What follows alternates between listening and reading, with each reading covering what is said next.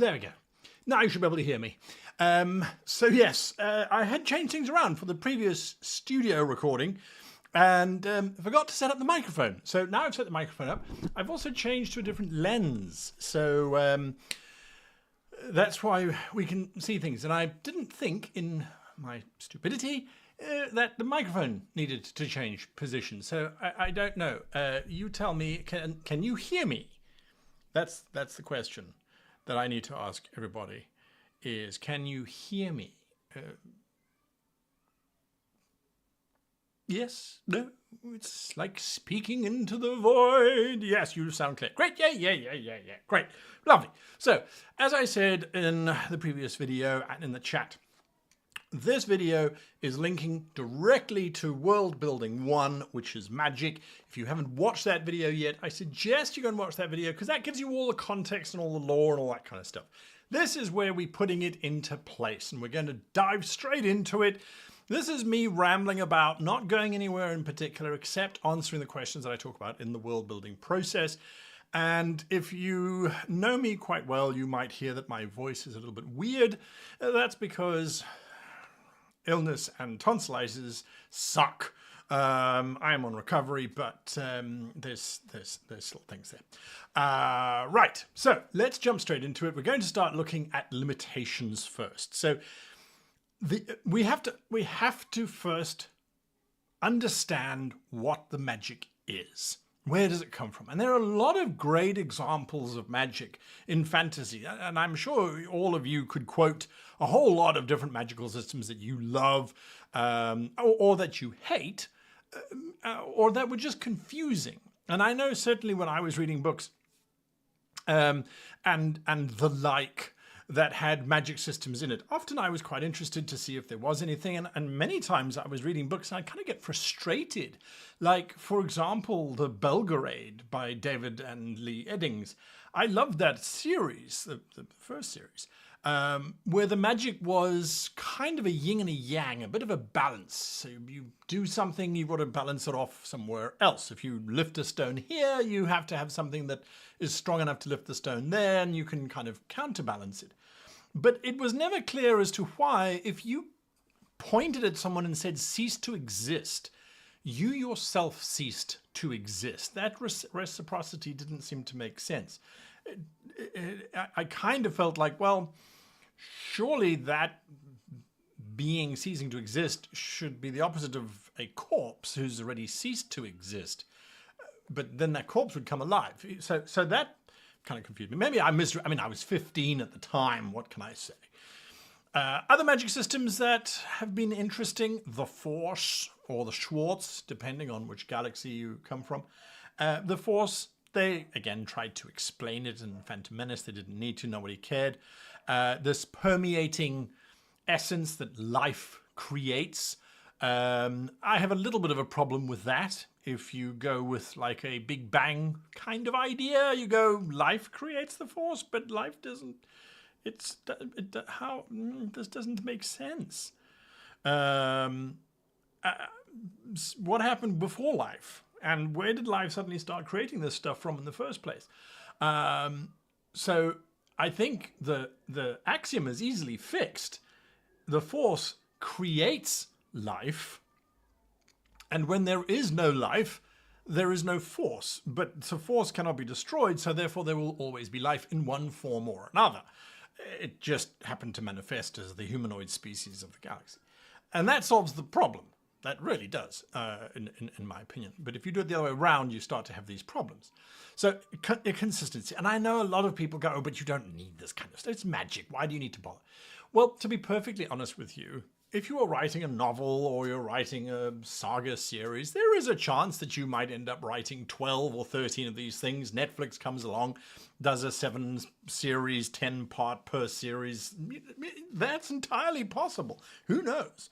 Or in the future, AI will just make the series for you. But in that case, you kind of go, well, I want consistency because I want all the Wikipedias that are written about my work to have consistency. On the other hand, if you are just doing this for yourself, why would you bother? If you're doing it for a gaming system, then you definitely need to have consistency.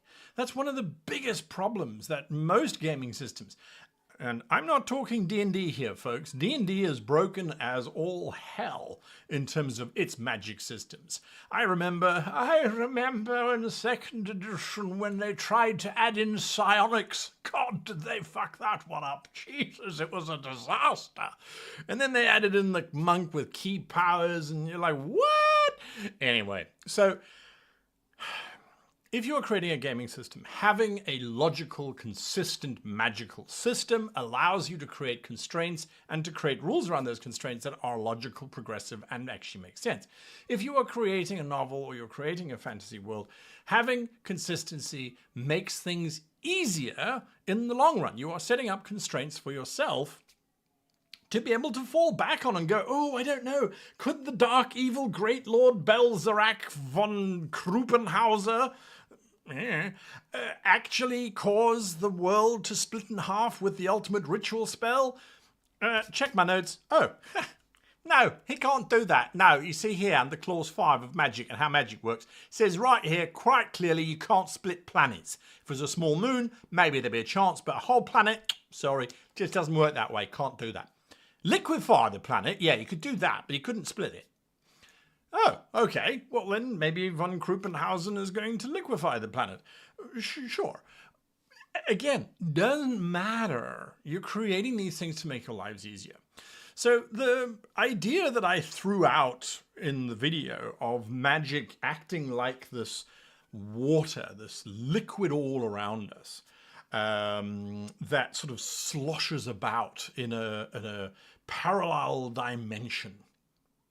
I personally am one of those kids who, when I was about 19, thought that quantum mechanics was amazingly wonderful stuff and read all of the books on quantum mechanics I could. Not on the maths, mind you, not on how do you prove it, but specifically on the theory, the ideology behind it.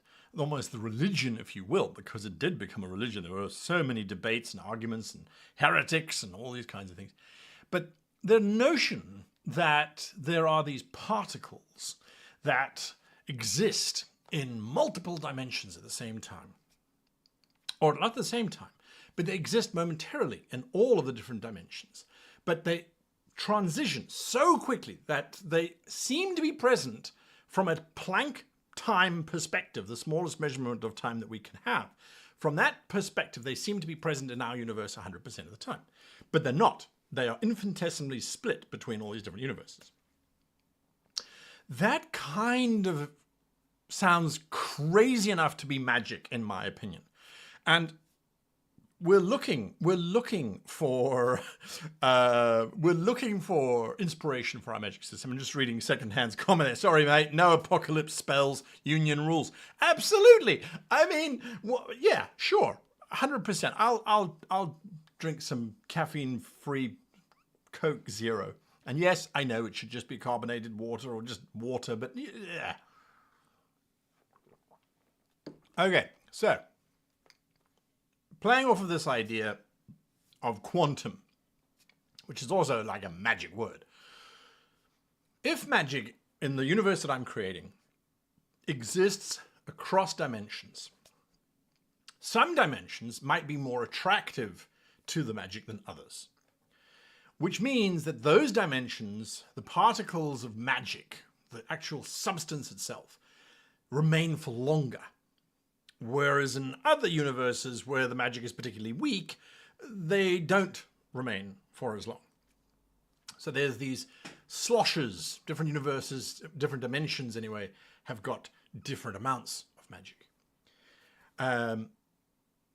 So then it's the substance, right? And our universe pretty much runs on the idea that these basic things come together to create a gas or a whatever, right? And we have fluid dynamics and we've got gas dynamics and all those wonderful things, conservation of energy, etc., etc., etc. We need to have some basic physics within our world, so we're going to apply those, but now we add in this extra thing, this fifth force, if you will. And I'm not talking about a Star Wars kind of force here, I'm talking about a magic force. And the magic force, I would say, has the ability to override or to mimic the other forces depending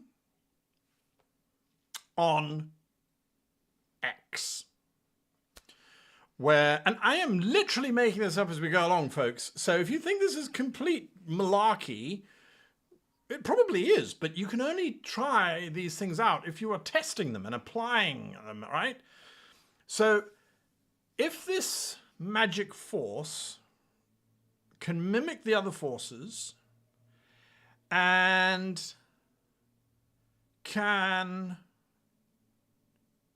be manipulated, it has to be manipulated by either, and I hate this idea, and that's why I'm being reluctant to give it, either it is manipulated by thought,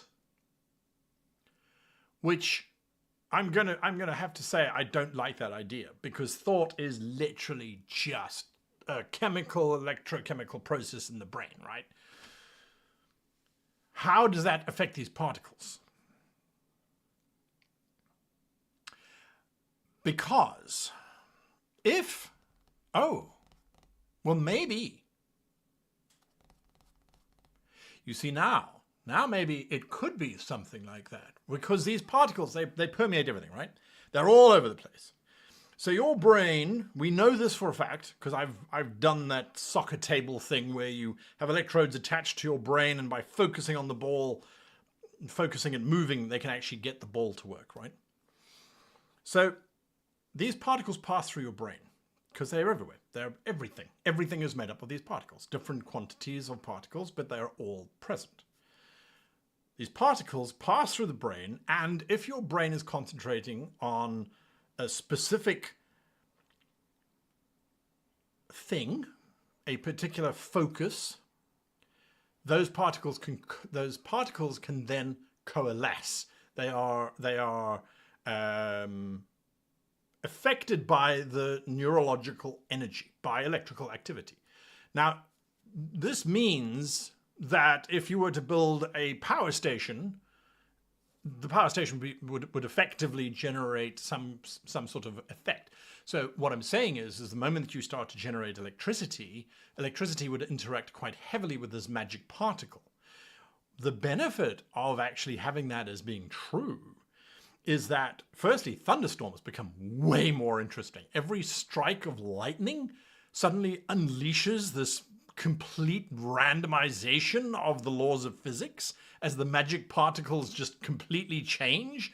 The bolt of lightning hits the ground, but everything floats upwards because the magic particles have turned into gravity particles in the opposite direction to the planet's natural gravitational field. Or suddenly everything just bursts apart as the repulsive forces start to kick in, or everything suddenly just collapses in on itself as one of the strong forces, the nucleonic forces, pull you together. Okay, that means that we can also limit technology. You cannot get to the point where you're like, I am going to advance this idea of static electricity by making a wheel go around and around, around a metal strip, because the whole space is going to turn into this weird-ass law of physics soup. So that keeps the world in this kind of state where, as long as it doesn't generate the same kind of electrical impulses as your brain, that's okay. It also means that animals will be doing this unconsciously, which is what I really like. I really like that. If you look at how evolution has worked on our planet, animals will adapt and live anywhere they possibly can, and so magic could be something that works as well. So it doesn't require sentience, it just requires the ability to focus on a specific and to target in on that and to remain focused on it long enough for enough particles to be attracted. And I think that's the key. That was the other analogy that I was talking about, was that the swimmer in the water, yes, the swimmer can swim as fast as they possibly can.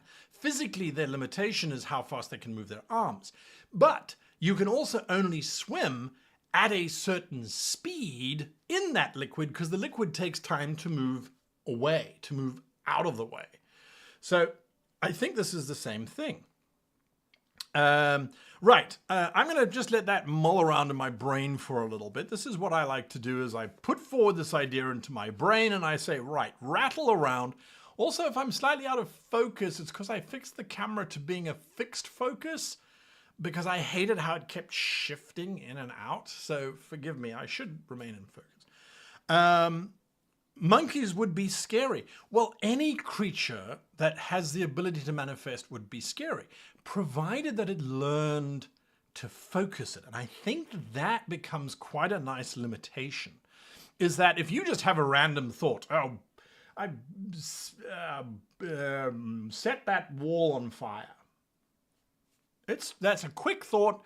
The particles might start gathering because you're thinking about that sort of thing, but they're not going to manifest. They're not going to have enough density to actually affect it. Remember, we are talking about subatomic particles that need to be attracted in great enough quantities. So there is a tremendous amount of self-control that you are going to have to apply to be able to gather these particles fast enough in order for it to actually work. Think about it. You have to hyper-focus an hour or 2 hours worth of thinking into the space of a few seconds. It's kind of like how the Green Lantern's ring works from the Marvel comics to a degree, but not completely. Let me go and have a look at the comments here. Magic flow between the planes, dimensions, multiverse. A portal opened between the planes of magic would flow like water from high to low. Played absolute havoc when the demons ripped open several portals. Well, in that case, that sounds like a real lot of fun. What I could imagine happening in my space, and this is just, again, extrapolating based on the limitations, is in dimensions where there are, the particles are more attracted to those dimensions. For whatever reason, magic will manifest faster. So your magic will be, instead of having to concentrate for 5 seconds, you can only concentrate for 1 second. Or if you did concentrate for 5, the effect would be even greater. So I can imagine that you would have individuals, once they learned how to harness this stuff, seeking out these dimensions to go and be more powerful. At the same time, the beings that grew up in those powerful dimensions, if they traveled to dimensions that were relatively magic devoid, would suddenly be as if taken up to the top of Mount Everest for us. We'd be gasping, why is everything so slow and sluggish? I think that creates an interesting one. Willpower plus ability to tap into the source, says Gamer Knight. For sure. This is, again, do you see how trying to establish how magic works puts everything into a context so we can start to build this world? And we're building a campaign, and for what role-playing system? The role-playing system is our very third stop on this journey. We build the universe, we build the campaign, we build the role-playing system. The campaign and the role-playing system kind of could be either or, but it's not guiding us in terms of how we're building our world. Right. Those born with the M gene, the magic gene, no, I don't think they need to have a special quality. Maybe magic is giving the gift of sentience to atoms or objects, either temporary or in mythic cases permanently. Then you have to convince your new friends to do stuff. No, I think this is about being able to manifest. This is about being able to focus and to think. So I could imagine if you've ever watched a dog or any predatory animal, they can hyperfocus. And I would imagine that the way that they could manifest magic would be to almost create this direct path to their target. It could be to sedate or shock the target, or to suddenly change the gravity around the target to cause the target to literally crush itself to death, so then the predator can just walk over and eat it. It could be to cause the target to float harmlessly up into the air, and then the predator can walk along and just quietly eat the creature whilst it floats in the air. I haven't noticed herbivores ever focusing specifically on any one thing. Although, once herbivores are digesting and masticating and doing all those wonderful bowel things and stomach things that cows do, they could very well be manifesting growth in plants, causing plants to grow taller or higher because the gravity is less. Or, I suppose less gravity, you would grow taller because you're not being pulled down, so your cellular structure. But would that make you better grass? Oh, interesting idea, but let's see. If cats could push things off edges just using their minds, can a cat focus for long enough? I've had some staring competitions with cats, and in that case, I feel like both cats would be staring at each other, trying to cause the other one to have an electrical static malfunction and suddenly invert itself because it's turned into anti-gravity. Pushing things off of surfaces? This may very well be cats attempting to actually utilize magic. If I push this off, I concentrate on pushing the mug off, I will cause the mug to fall to the ground with the power of my mind. Maybe that's what cats are doing. But if it is thought-driven, says Lore Art, if it's thought-driven, they might not even be aware of it. Could create interesting conflict. Well, you see, this is the thing. This is, for me, the fundamental issue that world builders have, is that we don't ever think of creating a world in ultraviolet. Maybe we try, but we have no contextualization for that. We don't create a world that's in black and white other than for amusing purposes, but a world in black and white is not the black and white world that we see in film and television. Those are still differentiated by different colors. Because they have different tones and you can actually work out the color of the thing in a black and white film based on its tone and how anyway. A world where magic is and where animals have access to it means that when we start looking at the species that are there, we have to say, well, at some point, the predator learns how to hyper-focus and super accelerate itself so that it can catch its prey.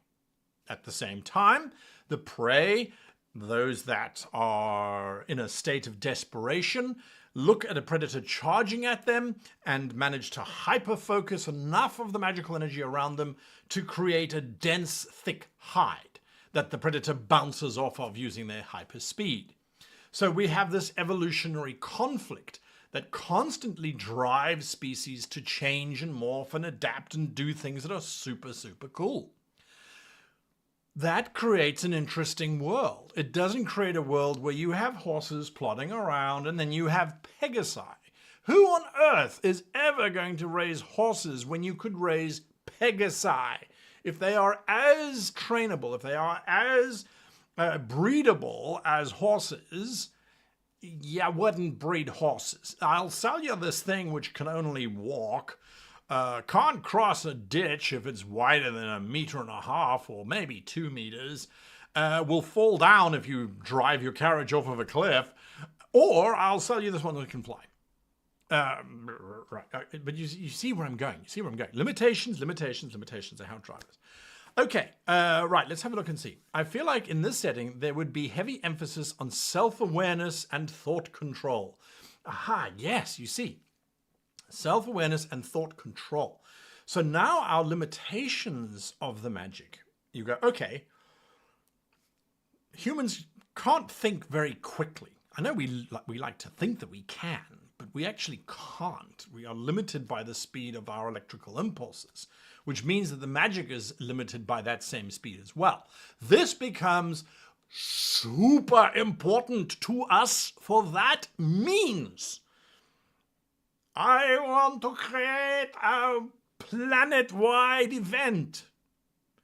How long is it going to take you to create a planet-wide event if you have to try and gather thoughts, your thought, you have to build up enough power and you're only doing it at 330 meters a second.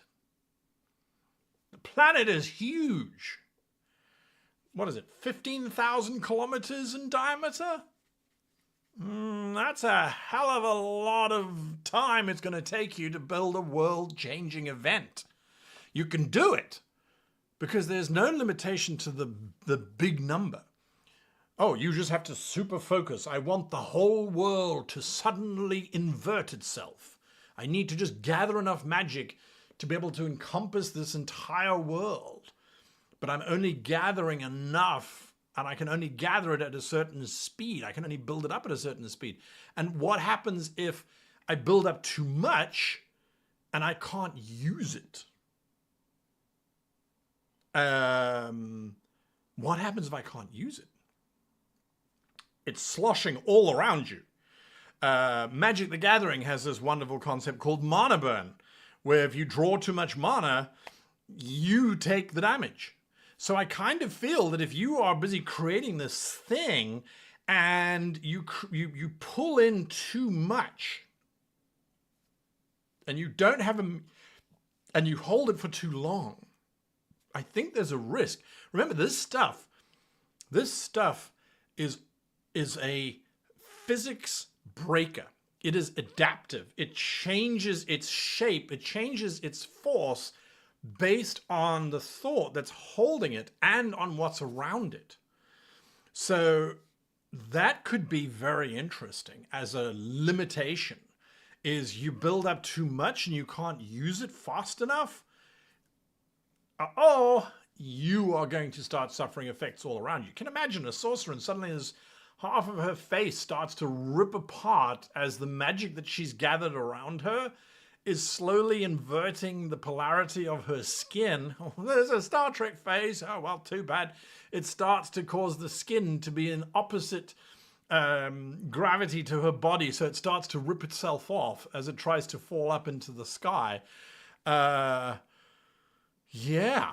interesting. It also means that you would have as a limiting factor not how fast you could think. So I see people are going, oh, you could have coffee or you could have drugs that are good. Unfortunately, this is not a problem that can be solved mechanically. If electrical impulses are your thing, electricity moves at a specific speed. It's just how electrons transmit energy from one to another. That happens in a finite space of time. It's not a particularly fast force at all, but the way you would speed that up, you just can't. But what if you could create devices that could kind of store it? That's something else to think about, right? That's something else to think about. Learn from the failings of the mage Icarus. Don't hold the fireball in. Yes, never hold it in if it can come out. Wait a minute. Right, yes, okay, fine. So you can gather it by focusing your thought. You can then use it to manipulate the laws of physics. Okay? And here's where I'm going to make my first note, because this is starting to get to a point, right? So you can change the laws of physics. Right. And you gather too much, and it affects you. You have a limited time to gather and expel, right? What else? Some dimensions have more.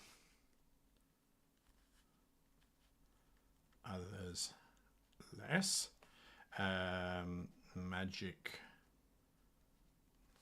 is a multi-dimensional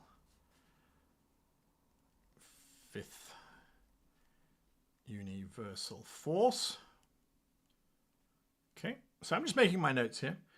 So you could also disrupt someone's focus mid-manifestation. Oh, absolutely. Absolutely, by just flicking them on the nose. Because suddenly your brain goes, ow, something hit me on my nose. Look, open your eyes. What happened? What affected your nose? And you're like, no, I've got all this magic around me. Brilliant, right? So that also gives us this wonderful opportunity to say, okay, mages, you want to gather magic around yourself and you want to create this gigantic spell, which is going to take you 5 or 6 seconds to concentrate all this magic. You're going to have to learn how to completely zone out of everything going on around you so that your mind can remain focused on what's going on. I could almost imagine that you would have these mages, and look at this world building coming through, folks, that you have these mages who are maybe not permanently deaf, but when they're about to cast a spell, they'll put this particular helmet on, which deafens them, blinds them, if they don't need to see what it is that they're casting at, blocks their noses from smell, closes their mouths. This is a non-verbal magic system, by the way, unless you get one sect who use the repetition of words to help keep the focus, which gives you a wonderful school of magic. You know, the chant, the mantra, keep repeating it long enough and that will help focus your mind. Or it could be they use beads. It doesn't matter what your sect is using. That's beautiful world building flavor happening right there. It's all the same thing. As George Lucas said, it's all the same elephant. We're just seeing different parts. Some parts use words, some use music, some use beads, some use the sacrifice of others, you know, all that kind of wonderful stuff. Yeah, I mean, helmets, there's things that come with it, right? So, are you thinking like individuals could ready actions to interrupt a caster to cause backlash for them without having to counterspell? Well, again, that's a bit of a mechanical question. I think someone's already mentioned that, but not looking at the game mechanics at the moment, just looking at what could happen. I think one of the things that we have to set as a limitation, we have to set how quickly you can manifest energy and at what point does that energy, or at what scale, what is the ratio of manifestation to expression. So I can change the laws of physics with these magic particles. All right. How long is it? Emotional damage, the worst kind. Oh, sure. Well. Emotions are not a law of physics. They're a byproduct of a whole bunch of chemical emotion things happening, right? So magic wouldn't be able to change your emotional state. But if you were in an emotional state and you just had no self-confidence, or you just kept going back to that argument that you lost that morning, you wouldn't be able to cast magic. You'd be completely shattered. You'd be scattered all over the place. Your magic would just, it's like, focus, stop thinking about the argument you lost 6 years ago and now you've got the perfect retort. That was junior school. I'm sure people don't do that, right? No one else does that. A world where spells are cast in the present, but their effect only happens in the past, would explain the Grand Canyon. Father Belden says, "What's with all this nonsense?" It's just nonsense. You're absolutely right. I feel that was oddly specific. No, it wasn't. Definitely not. Okay, so a limitation for how much magic, how quick and how fast the magic can be summoned. I would say that for minor effects, lifting a light weight, causing a spark to occur, Again, changing the laws of physics. For little things, I would say it would take a single thought. The bigger or more complex the spell, the more it would take. The longer it would take. I feel like at the moment that's all that we really need to worry about. If we're writing a book, we don't have any game mechanics to worry about. I think that would be sufficient, as long as we have that scale. So if it can be done in a cubic foot or less, basically. I'm just drawing a cubic foot. 1 foot, let's say, equals 1 thought. And 1 thought, here's some currency development, equals, let's say 3 seconds. Okay, because you can say 3 words. Well, no, actually, how long is a thought? I want, no, you have to have a target. That candle, that wick, that annoying child, that castle, that planet, whatever. You need its present state. You need to acknowledge what its present state is. So target, present state.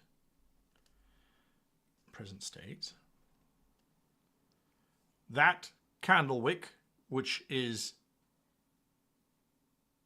unflamed, which is not burning. Change of state, must ignite. Okay, so that's 3 things: wick, unburning wick, ignite. Right, and that takes 3 seconds, less than that. Unburning wick, ignite. Oh, yeah, 2 seconds. But your brain's got to think about those things, right? So, spell component.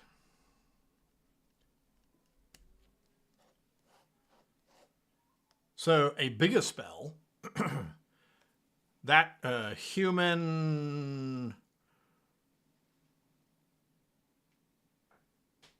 gravity invert.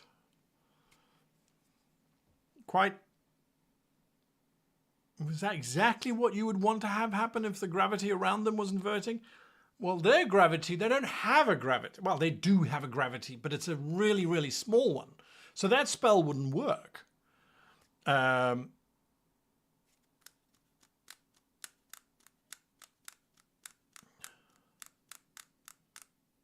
Yes, so lore art, we're on the same page here.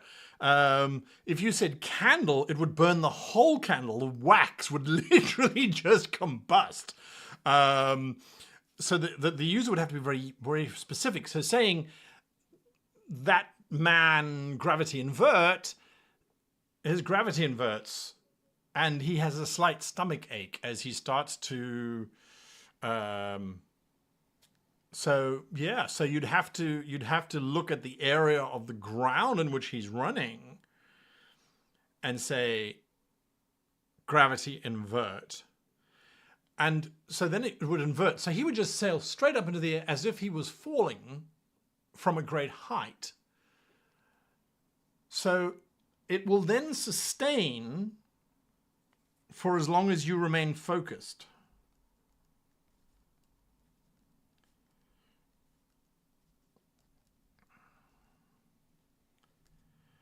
Aha. Aha. And so if you were to say planet, sphere, split. So split the planet in half. Firstly, you need to remain focused long enough to gather as much magical goop as needed to cover this entire planet, right?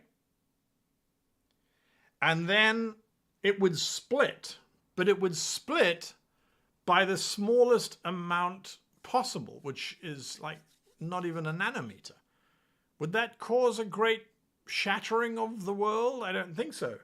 You'd need it to split by, I don't know now. I mean, half a centimeter, would that be enough? I think lava would flow from the core. It would spiral outwards. It would be catastrophic.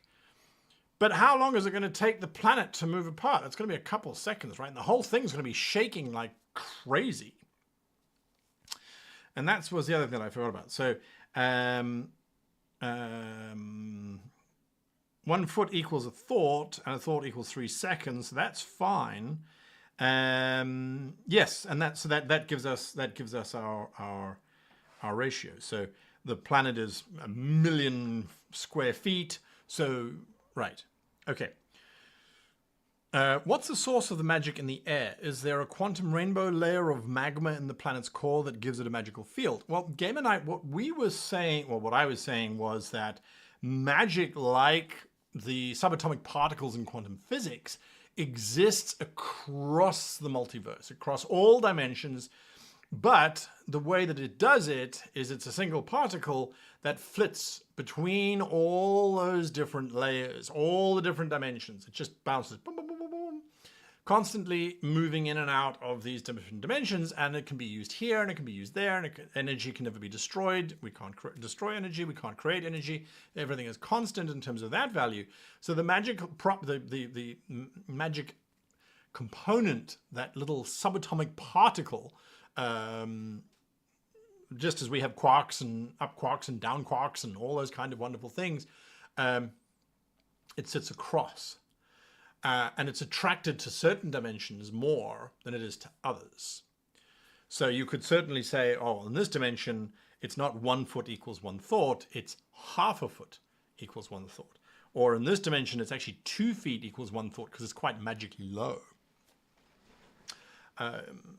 Right. Now, everything including thought requires energy, usually in the form of food. Could you try to cast a spell so big you died of deprivation before you finished? I think... No, I don't think you could. I do not think that you could. And for the reason that we've already established, the laws that we're starting to create here, you have to remain focused on the spell. As you start to get hungry, sleep deprived, or you start to get a cramp in your leg from standing for too long, or whatever, your focus is going to start to drift. So before you start casting that spell, you're going to have to make sure that you've eaten, you went to the loo, you're in a safe and stable place. Like, you're not trying to cast a spell that's going to take you an hour of concentration while standing in the middle of the city. Yeah? So I feel like this is it's starting to take shape. You could do anything that you could come up with, provided that you are cognizant of the effects. So this comes to answering the question of access. How is it gained or how is it learned? My always contestation is that we have to be able to discover it by accident. And I think that this is very much, in my case here, this is very accidentally discoverable. Someone sitting hyper-focusing on, I've just got to thread this thread through this needle, and suddenly the thread pulls itself through the eye of the needle. That's hyper-concentrating. You're like, did I just focus that thing? Because let me tell you, as someone who was sewing LARP costumes last week, getting that little piece of thread through that little fucking needle is like that eye. It's not an eye. It's definitely not an eye. If it was an eye, you could stab it. And anyway, so right. So access. Access is anybody can do it. You just have to learn how to focus. And I think that is where the academies start to come in, where every academy claims to have the ultimate path to hyper-focusing for this kind of magic. Our way is the right way because we can manifest the air to look as if it is a horse, and we can create the illusion of horses. by manipulating physics and causing the particles to make a rainbow horse. Isn't it so pretty? And you're like, yeah, buddy, our school of thought can literally just turn everything into dust as we just break down the magnetic forces, or we can we can cause knights to turn inside out. You go build your rainbow unicorns. So access is with learning to focus, learning to ignore self,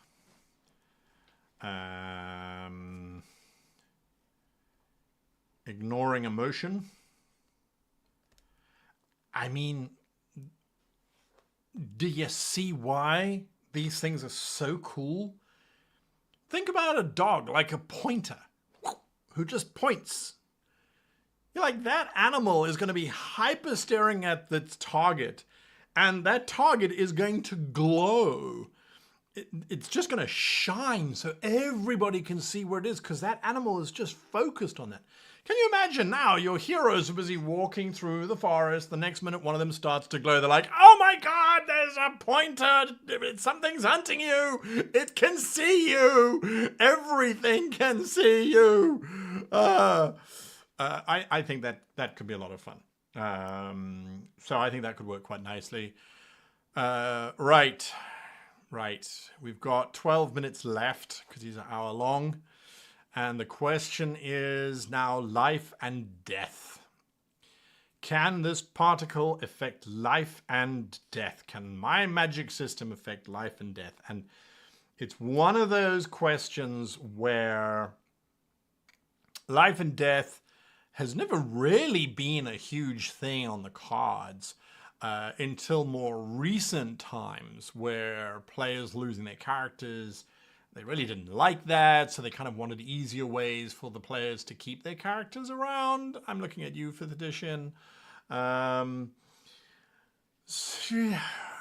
you go, well, physics can affect biological process, says Lore Art. Absolutely, yes. They can.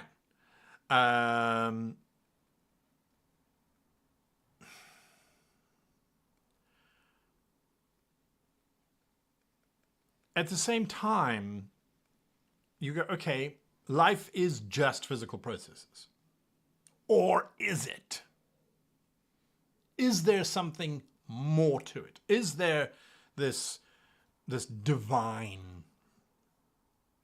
And if there's a divine, as far as I'm concerned, I don't care where you come from, if divine somehow gives life, then that means that everything that is living has this divine spark in it. We do talk about divine. I think that's next. That's next on the list to talk about. Let's just open this up. Yes, religion is literally the next world building video that we're going to be talking about. So I'm going to say that we have magic particles. Do we have God particles? Do we have gods in this world of ours?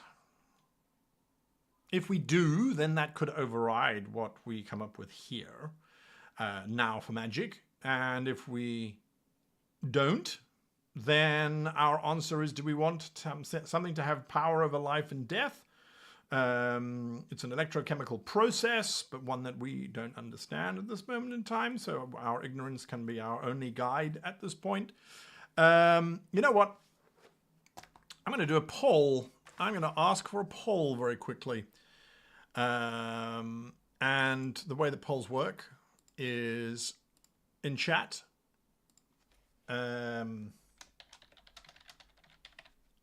You can vote. And it's a very simple question, yes or no. Life and death, should magic, this magic system, affect life and death?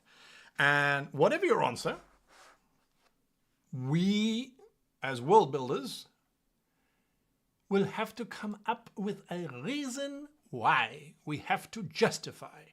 Can magic affect life and death? In specific, can it bring back the dead? If you die, can you use magic to bring it back to life? Can you screw around with the forces of the afterlife and pluck someone back from wherever it is that these souls will go? I think it also comes down to this kind of question. Do we have souls in our world? If we do, then those souls have to go somewhere. If they go somewhere, that means that there is a physics equation happening. Do they transcend to a different dimension? In which case, then these magic particles should be able to pull them back. But that's a great distance. That's a huge distance. It's an infinitesimally large and infinitesimally small distance to cross dimensions. So what are we thinking? What are we thinking? I mean, I like the idea that perhaps you don't actually die.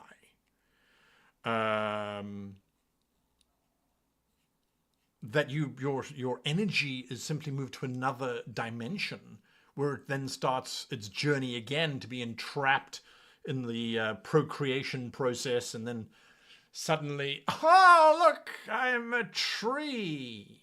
But you don't remember your previous incarnation. So you would never be able to focus enough to bring someone back. You'd need to completely recreate them. You'd be able to grab that essence before it crosses. Before it crosses over. That's an interesting one. So there's a limitation. Again, limits. That's what we're looking for, folks. I like some Greek kind of law around death. Yeah, sure, life was created out of magic or the divine. Well, that's part of this question. Maybe by reinfusing them with a significant amount of magic, enough to equate a soul, a body, and putting the soul back into it. Could be, but then whose soul comes back? Or whose soul, or what is this soul that manifests? It might have access to the memories of this body, but what if it's just mindless? It hasn't lived through those experiences. I don't know.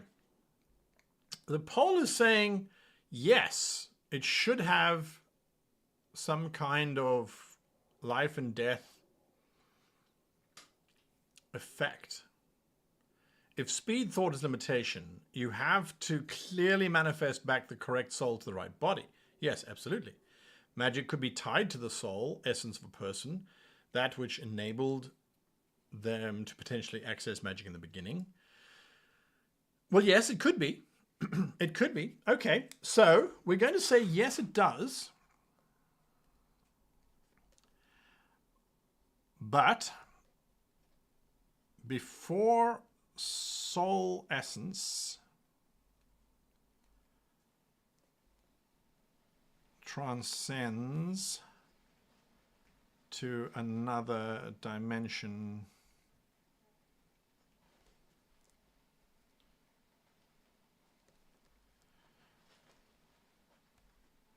okay.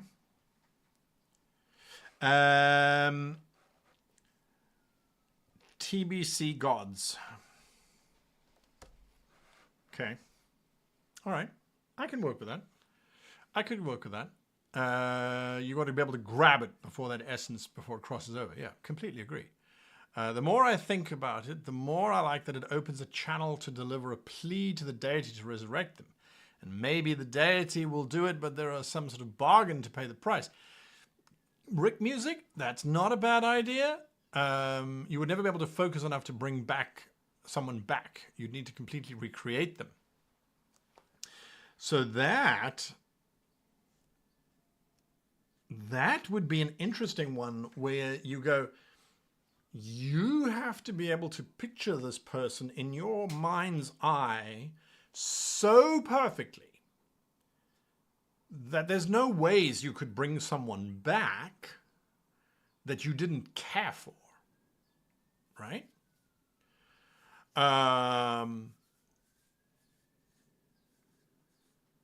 It does also imply that there might be a school of magic where you can pluck that energy, that essence of being out of their body and transfuse it into something else. Because if the essence of this, of the religious system becomes, let's say, reincarnation, well, that would be interesting. Because then you could reverse the process and unincarnate, perhaps. I don't understand. Right, so Trinder 1701, very auspicious numbers, 1701, says, I've never understood counterspell. If using VSM, verbal, somatic, and material components, how can one spell negate every other spell? Could it even exist in this thought-powered magic system instantaneously? So no, I don't think it could, because you wouldn't know what the other mage is casting. You wouldn't even know that they're casting a spell. Sure, there might be a school of magic which says, right, in order to cast a spell, you have to hum a little tune, or you have to bang some cymbals together to drown out all the noise around you and focus on your task. But you wouldn't know what that other mage was doing. They could just be standing there very quietly, and then suddenly the building explodes. So there's no ways to counter what's happening. And once the building's exploded, the only thing that you can do is look back at the exploding building and try to gather an equal but opposite amount of magical energy to put the building back. But all of the people and the objects and things that are being destroyed inside, you couldn't put them back if you weren't intimately familiar with them. So the limitation becomes familiarity, right? Helps focus. And that goes for there as it goes for there. So you might get mages who are familiar with specifics, right? For example, a mage who is familiar with structure for demolitions,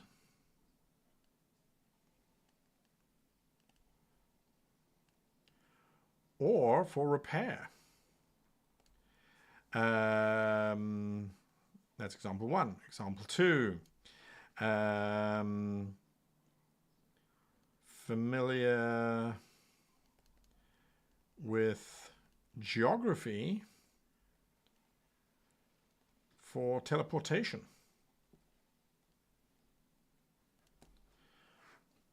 Me, here, Kestrel City. Suddenly I've teleported to Kestrel City, right?